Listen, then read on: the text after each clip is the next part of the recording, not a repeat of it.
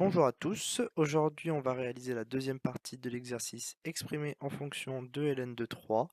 Alors aujourd'hui on va travailler sur la partie ln de racine de 63. Pour commencer, on se rappelle l'une des règles importantes de la fonction ln, c'est-à-dire ln de racine de a égale 1 demi ln de a. C'est-à-dire que la racine en fait se transforme en 1 demi et se positionne en facteur de ln de a. Dans le cas présent, on transforme donc la racine de ln de racine de 63 en 1 demi. 1 demi devient donc facteur de ln de 63. On continue en se rappelant une autre règle de la fonction ln. Cette règle-ci est ln de a fois b est égal à ln de a plus ln de b.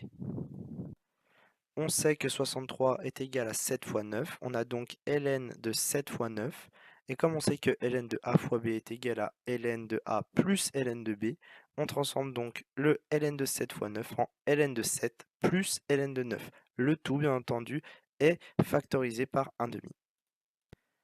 Et dans le cas de cet exercice, on se rappelle une dernière règle dont on va se servir actuellement, c'est ln de a puissance de b est égal à b ln de a.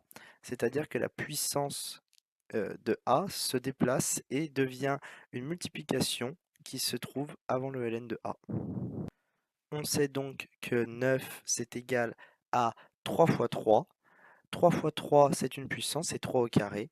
On transforme donc 3 au carré avec la règle dont on a parlé juste avant, c'est-à-dire que le carré passe avant le ln de 3. On obtient donc 1 demi facteur de ln de 7 plus 2 ln de 3.